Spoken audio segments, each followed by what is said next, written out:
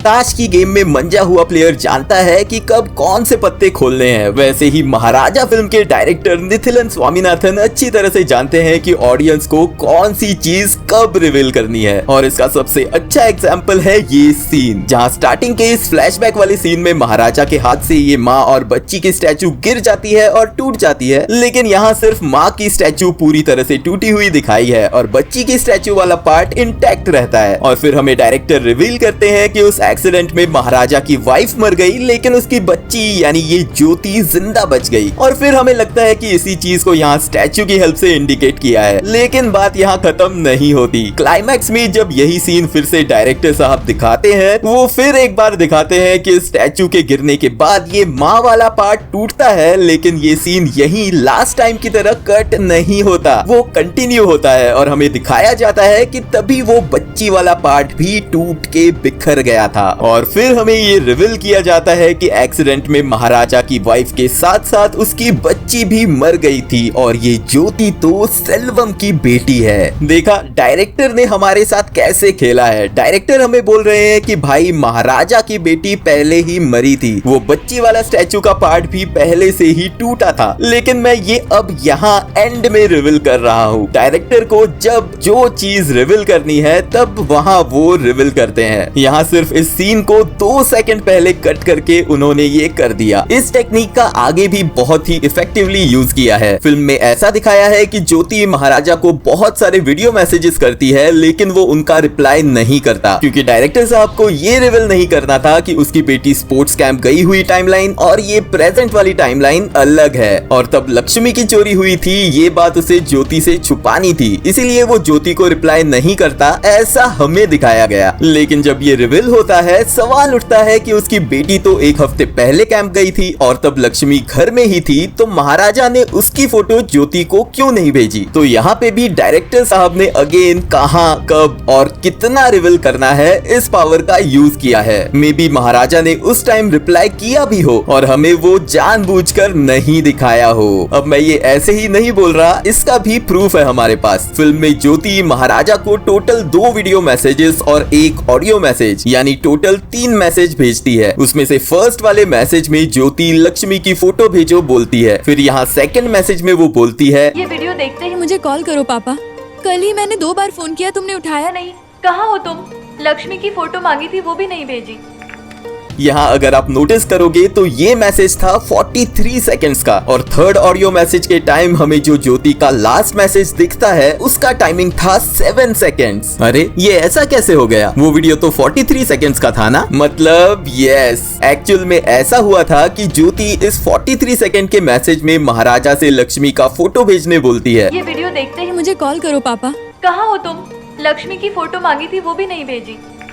फिर महाराजा फोटो भेजता है और ज्योति इस 7 सेकंड वाले वीडियो मैसेज में जो हमें नहीं दिखाया, इसमें वो महाराजा को सिर्फ थैंक यू या ऐसे ही कुछ बोली होगी, जो हमें डायरेक्टर साहब ने रिवील नहीं किया। और हम पूरा टाइम सोचते रह गए कि ये वाला और ये वाला दोनों मैसेजेस सेम है और महाराजा अपनी बेटी को रिप्लाई ही नहीं कर रहा। क्या दिमाग लगाया है। फिर ऐसे भी बहुत से सीन्स है जिनका पहले तो कुछ सेंस नहीं बनता, लेकिन उस सीन से आपको बिना पता चले एक पर्टिकुलर चीज की तरफ देखने का डायरेक्टर आपका पर्सपेक्टिव चेंज कर देते हैं। जैसे ये सीन जहां डकैती के वक्त सेल्वम हर घर से ऐसे ही कुछ रैंडम चीजें उठाता है। पहले ये चीज कुछ सेंस नहीं बनाती, लेकिन जब ऐसी ही एक चीज वो अपने घर लाके इस डस्टबिन में लक्ष्मी में फेंकता है, तब 2 चीजें होती है। जहां एक तरफ हम सोचते हैं कि ओके अच्छा, इस बंदे को ऐसे ही कोई भी रैंडम चीजें उठाने की आदत है और शायद इसी आदत के चलते सेल्वम ने महाराजा के घर से भी डकैती के वक्त लक्ष्मी को उठाया होगा और फिर हमारे लिए सब सेंस करने लगता है। लेकिन फिर रिविलेशन के वक्त हमें पता चलता है कि अरे ये लक्ष्मी तो हमेशा से ही सेल्वम के पास थी, बाद में वो महाराजा के पास आती है। What a twist. नमस्ते दोस्तों, स्वागत है आप सबका रियल डिटेक्टिव में। मैं आपका अपना पर्सनल फिल्मी जासूस। दोस्तों ये वीडियो शुरू करने से पहले ही एक डिस्क्लेमर देना चाहता हूँ कि इस वीडियो की स्क्रिप्ट जैसा आप देख सकते हो 16 तारीख यानी ट्यूसडे को मॉर्निंग 10 बजे ही रेडी थी, लेकिन कुछ पर्सनल प्रॉब्लम्स की वजह से इस पे आगे काम नहीं हो सका और वीडियो वीडियो डिले हो गई। लेकिन इसी बीच यूट्यूब पे महाराजा फिल्म के ऊपर बहुत सारे वीडियोस आए, तो मैं आपको यही रिक्वेस्ट करना चाहता हूँ कि प्लीज कमेंट्स में इससे कॉपी किया उससे कॉपी किया मत बोलिए। बहुत मेहनत लगती है ऐसे वीडियोस बनाने में, प्लीज उसकी रिस्पेक्ट करना। तो अब चलिए बिना टाइम वेस्ट किए आते हैं सीधे पॉइंट पे। ये फिल्म 3 टाइमलाइंस में चलती है, पास्ट, प्रेजेंट और प्रेजेंट से एक हफ्ते पहले वाली टाइमलाइन। तो आइए इस फिल्म के इंसिडेंट्स को क्रोनोलॉजिकल ऑर्डर में समझते हैं, यानी पहले क्या हुआ उसके बाद क्या हुआ, ऐसे करते हुए रीसेंट इंसिडेंट तक आएंगे टाइम और डेट्स के साथ। सबसे पहले आपको बता दूं कि पास्ट वाले जो भी इंसिडेंट्स होते हैं वो सब ईयर 2009 में होते हैं, जो हमें इस न्यूज़पेपर वाली डेट से पता चलता है। तो सबसे पहले इस माँ बेटी के घर में डकैती वाला इंसिडेंट इस फिल्म के सभी इंसिडेंट्स में पहले हुआ था। फिर सेल्वम के घर वाले सीन्स और इसी टाइमलाइन में हमें लक्ष्मी भी दिखती है। फिर सेल्वम अपनी बेटी के लिए ज्वेलरी शॉप में चेन सिलेक्ट करने जाता है। फिर 2 दिन बाद आता है उसकी बेटी का जन्मदिन। उस दिन सेल्वम ज्वेलर से चेन लेने जाता है। मीनवाइल उसी दिन फिल्म में दिखाया हुआ फर्स्ट सीन टेक प्लेस करता है, जहां सलून में महाराजा, उनका ओनर और ये छोटू गाने गा रहे होते हैं और महाराजा छुट्टी मांगता है। फिर कुछ ही देर बाद सलून में सेल्वम आता है। सेल्वम का आदमी उसे कॉल करता है और इसी सीन में हमें न्यूज़पेपर पे डेट दिखती है, यानी ये 18 सितंबर 2009 था। फिर महाराजा चेन लौटाने जाता है और वहाँ सेल्वम पकड़ा जाता है। वहाँ तो महाराजा उसकी चेन नहीं लौटा पाता है, इसलिए वो सेल्वम की वाइफ का पता ढूंढ के वो चेन लौटाने जाता है और वहीं उस एक्सीडेंट में उसकी वाइफ, बेटी और सेल्वम की वाइफ मारी जाती है। फिर वहाँ से महाराजा ज्योति को अपने घर लेके आता है और उसे अपनी बेटी की तरह संभालता है। यहाँ पे पूरी होती है पास्ट वाली यानी ईयर 2009 वाली टाइमलाइन। फिर आते हैं प्रेजेंट से थोड़ा पहले वाली टाइमलाइन पे, जहाँ ज्योति उसके स्कूल वाले इंसिडेंट के बारे में बताती है जो अराउंड जनवरी 2023 में हुआ था। इसी बीच सेल्वम जेल से रिहा होता है। फिर प्रेजेंट टाइमलाइन के एक हफ्ते पहले ज्योति एक स्पोर्ट्स कैंप के लिए निकलती है और वो डेट थी 7 फरवरी 2023 और फिर कैंप से वापस आती है 15 फरवरी 2023 रात 10 बजे, जो हम यहाँ इस टोल रिसिप्ट पे देख सकते हैं। डेट 15 फरवरी 2023 और टाइम था 9:30 PM। ये रिसिप्ट धना के जेब से गिरी थी जब वो लोग यहाँ महाराजा के घर आते हैं। तभी आप ये काउंसलर का गॉगल भी धना के पास देख सकते हैं। यस,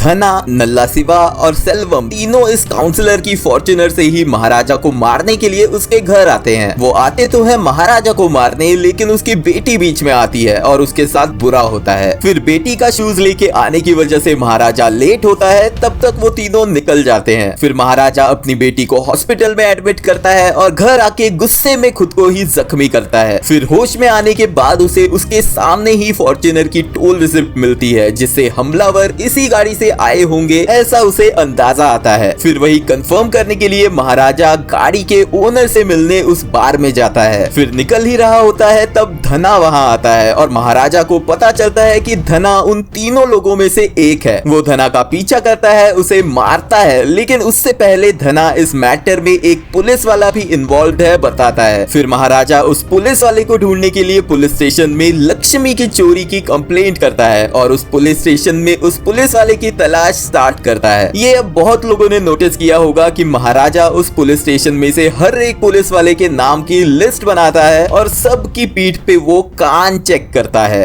उसकी पीठ पे सर हाँ कान लगा हुआ था सर। यानी वो हम चेक करता है, जो हम यहाँ इस पुलिस वाले को चेक करते हुए यहाँ बहुत सारे पुलिस वालों की पीठ पे, फिर यहाँ और यहाँ चाय गिरा के साफ करने के बहाने भी चेक करता है। मीनवाइल ज्योति का इलाज चालू रहता है। फिर पुलिस डुप्लीकेट लक्ष्मी को रेडी करती है और जब इंस्पेक्टर वरदराजन उसका ब्लेम लेने के लिए क्रिमिनल ढूंढ रहा होता है, तभी उसे महाराजा की बेटी के बारे में और इस मैटर में नल्ला शिवा इन्वॉल्व होने का पता चलता है और इसीलिए वरदराजन और कांस्टेबल रात भर नल्ला शिवम को अपनी नजर कैद में रखते हैं और उसे बड़ी चालाकी से महाराजा को सौंपते हैं। महाराजा नल्ला शिवा को मारता है। ऐसे में कभी किसी को मारने के बारे में ऐसा बोलता नहीं, लेकिन बहुत मजा आया। उसे जिस तरह से महाराजा मारता है जबरदस्त सेटिस्फेक्शन मिला। और फिर एंड वाला वो कंस्ट्रक्शन साइट वाला फाइट, वो रिविलेशन और सेल्वम का तड़प तड़प के मर जाना, दी एंड। अब ये तो थे फिल्म के सभी इंसिडेंट्स क्रोनोलॉजिकल ऑर्डर में, जिससे आपको और क्लियर हो जाएगा कि किसके बाद क्या हुआ था। अब इस फिल्म की एक खास बात ये है कि पहले हम इस फिल्म को बहुत ही लाइटली लेते हैं और फिल्म में जैसे जैसे हम आगे बढ़ते हैं हमें ऐसे ऐसे ट्विस्ट देखने मिलते हैं जिन्हें हम एक्सपेक्ट भी नहीं कर रहे थे। हम शॉक्ड हो जाते हैं। स्टार्ट में हमें अंदाजा भी नहीं आता ये इतना सीरियस मैटर था और इसका पूरा क्रेडिट जाता है महाराजा के इमोशनलेस चेहरे को। इंसान को हमेशा हंसते रहना चाहिए। ऐसे मुंह फुला के रखोगे तो कौन कुत्ता इस दुकान में आएगा। जी हाँ, इसी शांत चेहरे की वजह से हमें और यहाँ तक कि पुलिस को भी उसके पुलिस स्टेशन आने के पीछे के असली मकसद के बारे में शक नहीं होता। फिर हॉस्पिटल में बेटी को एडमिट करके वापस घर आने के बाद महाराजा गुस्से में घर की चीजों की तोड़फोड़ करने लगता है। उसे अपने आप पे गुस्सा आता है और मे भी घर वापस आने के बाद उसे वही भयानक मंजर आंखों के सामने दिखने लगता है। अपनी बेटी को पहली बार उस हालत में देखे हुए वही विजुअल्स उसे हॉन्ट करने लगते हैं। उसकी बेटी की वो दर्द भरी पुकार उसके कानों में बार बार गूंजती रहती है, इसलिए वो अपने कान पे कोई चीज दे मारता है। और यहाँ गौर करने वाली बात ये है कि उसकी बेटी जब उसे पुकारती है, बेटी की वो पुकार उसे लेफ्ट कान में सुनाई देती है, इसलिए महाराजा अपने लेफ्ट कान पे वो चीज दे मारता है। बहुत ही छोटी लेकिन बहुत ही क्लेवर डिटेल थी ये। फिर अब जानते हैं ये सांप वाला रेफरेंस। मुझे लगता है ये सेल्वम के कैरेक्टर का रेफरेंस था। अगर आप सांप के सर्वाइवल बिहेवियर में से एक बिहेवियर चेक करो तो आपको ये जानकर हैरानी होगी कि सांप अपने ही अंडे खाता है। सांप को कंफ्यूजन रहता है और वो भूख के मारे अपने ही अंडों को दूसरे के अंडे समझ के खा लेता है। वैसे ही सेल्वम महाराजा से बदला लेने की भूख में और ज्योति महाराजा की ही बेटी है, इस कंफ्यूजन में खुद की ही बेटी के साथ ये सब करता है। और तो और सांप और सेल्वम दोनों महाराजा को उसके घर में बिना कुछ करे निकल जाते हैं। और जैसे 13 साल सेल्वम पुलिस से घिरे हुए एरिया में यानी जेल में था और बाहर आते ही उसने समाज को डसना चालू किया था, वैसे ही ये पुलिस स्टेशन वाला सांप भी पुलिस से घिरे हुए मटके के अंदर था। लेकिन जैसे ही वो भी बाहर आएगा सबको डसने लगेगा। और गौर करने वाली बात ये है कि दोनों से महाराजा सबकी रक्षा करता है, यानी इस सांप से पुलिस वालों की और सेल्वम से समाज की। अगेन डायरेक्टर साहब का ये वाला मेटाफोर भी कमाल का था। बहुत लोग इस फिल्म को एक रिवेंज स्टोरी के तौर पे देख रहे हैं, लेकिन ये रिवेंज स्टोरी है ही नहीं। अगर आप इस फिल्म का एक पोस्टर देखोगे तो उस पे लिखा है what goes around comes around, यानी जैसा बीज बोओगे वैसा पेड़ पाओगे। इस फिल्म की पूरी स्टोरी कर्मा के इस नियम पे बेस्ड है और ये नियम फिल्म के सभी कैरेक्टर्स को लागू भी होता है। महाराजा दूसरे की बेटी को अपनी बेटी की तरह पालता है, इसलिए वो फिल्म के एंड तक सबसे रिवेंज ले पाता है और बाद में एक अच्छी लाइफ जीता है। वहीं सेल्वम खुद की बेटी से तो प्यार करता है लेकिन दूसरों की बेटी से पशु की तरह व्यवहार करता है और इसीलिए उसकी लाइफ पूरी तरीके से बर्बाद होती है। ना परिवार का सुख मिलता है, ना चैन की मौत मिलती है। उल्टा उसको मौत भी ऐसी आती है, ऐसी मौत किसी को ना मिले। फिर अच्छे कर्मों का महाराजा को हमेशा से फायदा मिलता आ रहा है। इस एक्सीडेंट में उसकी पूरी फैमिली उससे छिन जाती है, लेकिन उसके अच्छे कर्मों की वजह से वहीं पे उसे उसकी दूसरी फैमिली ज्योति भी मिलती है। फिर बाद में वो ज्योति की इस हालत के लिए जिम्मेदार लोगों को सजा दिलाने के बारे में सोचे उसके पहले ही वो टोल वाली रिसिप्ट किसी चमत्कार की तरह एकदम उसके सामने आकर गिरती है। ये भी उसके अच्छे कर्मों का नतीजा था। फिर नल्ला सिवा भी महाराजा को एक बेटी के बाप की वजह से मिलता है। जी हाँ, वरदराजन भी एक बेटी का बाप ही था। अगर उसकी जगह कोई और पुलिस वाला होता तो नल्ला सिवा के बारे में पता चल के भी वो उसे महाराजा के पास नहीं ले आता और नल्ला सिवा फिर उसके बाद सेल्वम को ढूंढने में अकेले महाराजा को पता नहीं और कितना टाइम लगता। पहले मुझे वरदराजन की बेटी डायरेक्टर ने क्यों दिखाई, जरूरत नहीं थी ऐसा लगा था, लेकिन एक बेटी का बाप ही दूसरे बाप का दर्द समझ सकता है, इसीलिए डायरेक्टर साहब ने वरदराजन की बेटी को दिखाया था। और वरदराजन का ये डायलॉग, जो होगा देखा जाएगा, यही हमारी बच्ची के साथ होता तो हम चुप रहते क्या?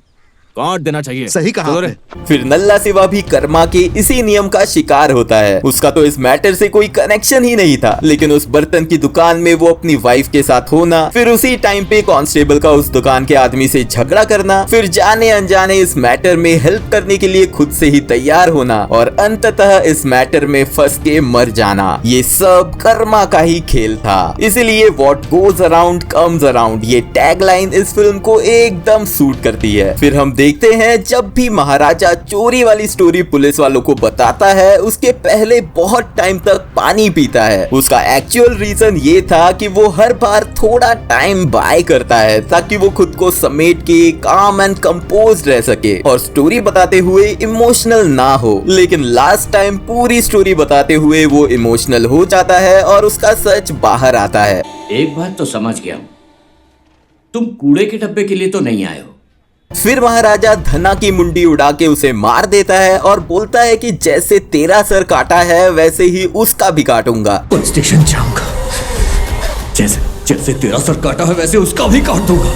एंड यस, महाराजा अपनी बोली हुई बात सच करता है, वो नल्ला सिवा की भी मुंडी उड़ाता है। फिर हमें महाराजा ने पुलिस को बताई स्टोरी फेक है इसके कई हिंट्स पहले ही मिलते हैं, क्योंकि जब उसका पिक्चराइजेशन दिखाया है उसमें और महाराजा ने बताई स्टोरी में छोटे छोटे डिफरेंसेस थे। वो बोलता है, मैं अपने घर के बाहर गमले में हमेशा अपने घर की चाबी रखता हूँ। कल भी मैंने गमले के नीचे से ही चाबी निकाली, दरवाजा खोल के अंदर गया, लेकिन एक्चुअल में उसके घर का दरवाजा खुला था। हॉल में पहुंच के लाइट जलाई, लेकिन घर के सभी लाइट्स ऑलरेडी जले हुए थे। अपने बैग को नीचे रखा सब, लेकिन एक्चुअल में उसके कंधे पे कोई बैग नहीं था। फिर जब ज्योति लास्ट वाला वीडियो मैसेज महाराजा को भेजती है तब सेंड करते वक्त हमें वहाँ टुडे दिखाई देता है, लेकिन जब महाराजा वो वीडियो मैसेज देखता है यहाँ डेट 19 फरवरी दिखती है, जो अगेन एक हिंट थी कि उसने पुलिस को बताए बयान और रियलिटी में फर्क है और वो कुछ छुपा रहा है। अब आप लोग कमेंट करने से पहले ही बता दूं कि यहाँ एक छोटी सी मिस्टेक है। एक्चुअल में ज्योति कैंप से 19th को नहीं 15th को आई थी, क्योंकि उस टोल रिसिप्ट पे डेट 15th मेंशन था जो गलती से धना महाराजा के घर में छोड़ गया था। और एक बात कि ये कैंप था एक हफ्ते का, ज्योति गई थी 7th को और दूसरे दिन से यानी 8 से कैंप स्टार्ट हुआ था। वहां से अगर हम 7 दिन पकड़े तो डेट 15 फरवरी ही आती है, लेकिन इस लास्ट वीडियो मैसेज में डेट 19 फरवरी दिखती है जो एक मिस्टेक है। अब ये कोई बड़ी मिस्टेक नहीं है, लेकिन बोलते बोलते इसका रेफरेंस आया तो बता दिया। फिर यहाँ इस सीन में हमें लक्ष्मी ज्योति के बेड के नीचे दिखती है, लेकिन क्या आपने ये नोटिस किया कि यहाँ ज्योति किसी हॉस्पिटल में नहीं है, किसी के घर में है। और अगर आप थोड़ा और ठीक से देखोगे तो इस टीचर वाले कोट से पता चलता है कि वो उसकी स्पोर्ट्स टीचर आसिफा का घर है। फिर स्टार्ट में इस काउंसलर वाले सीन में पहले हमें समझ ही नहीं आता कि ये काउंसलर बुरा है जो सबको मार रहा है या ये धना जो काउंसलर को पीटता है, तो उसका हिंट भी हमें डायरेक्टर साहब पहले ही दे देते हैं। यहाँ धना जब बार में एंटर होता है उसके सिर पे ये डेविल हॉर्न दिखाकर उसे मेटाफोरिकली डेविल दिखाया है। फिर स्टार्टिंग वाले सीन में महाराजा अपनी पत्नी को टॉयज दिखाते हुए एक बंदर का टॉय भी दिखाता है, जो इस फिल्म के डायरेक्टर निथिलन स्वामीनाथन जी के फर्स्ट फिल्म कुरुंगु बोम्माई का रेफरेंस है। कुरुंगु बोम्माई का डायरेक्ट ट्रांसलेशन होता है मंकी डॉल। भाई ये डेफिनेटली महाराजा जब लक्ष्मी की चोरी की रिपोर्ट लिखाने पुलिस स्टेशन जाता है उसके पीछे धना ने बताया हुआ क्लू था, यानी वो नल्ला सिवा था जिसे ढूंढने महाराजा यहाँ आता है। लेकिन यहाँ महाराजा एक्चुअल कंप्लेंट भी कर सकता था, यानी उसके बेटी के साथ जो हुआ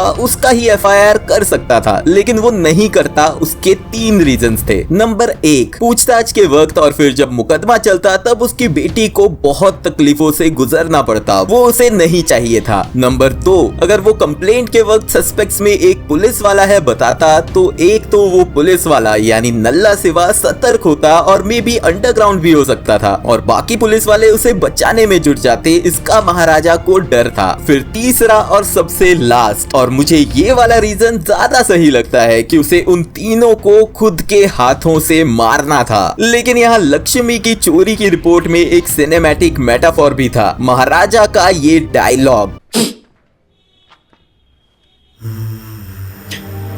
Lakshmi sir, Lakshmi says it all। Lakshmi सिर्फ एक कचरे का डिब्बा नहीं था, वो था उसकी बेटी का सुरक्षा कवच जिसने उसे बचपन में बचाया था। लेकिन फिर 15 फरवरी की रात को फिर एक बार उसे इस सुरक्षा कवच की जरूरत थी, लेकिन इस बार इस कवच से सुरक्षा नहीं मिलती और इसीलिए वो चोरी हो गया है ऐसी कंप्लेंट महाराजा दर्ज करता है। लेकिन फिर एक बार हमें लक्ष्मी ज्योति के बेड के नीचे दिखती है, जो ये इंडिकेट कर रहा था कि ज्योति की लक्ष्मी कहीं नहीं गई। गई, उसके पास ही है। लेकिन इस बार ये लक्ष्मी उसका सुरक्षा कवच नहीं, उसकी हिम्मत है। फर्स्ट एक्सीडेंट में ये लक्ष्मी उसका सुरक्षा कवच थी, लेकिन इस बार यहाँ लक्ष्मी के मायने चेंज हो गए। अब ये लक्ष्मी उसकी हिम्मत है। यहाँ भले ही ज्योति के ऊपर अत्याचार हुआ, लेकिन वो फिर से खड़ी होगी और दूसरे लोगों ने किए इस गलत काम की वजह से उसकी हिम्मत खो जाए, इतनी वो वीक नहीं है। इसीलिए हमें क्लाइमैक्स में ये डायलॉग भी सुनने मिलता है। मेरा ये हाल बना के तुमने कुछ बड़ा हासिल कर लिया है, ये मत सोचना। मैं हिम्मत नहीं हारूंगी, इससे जरूर बाहर निकलूंगी।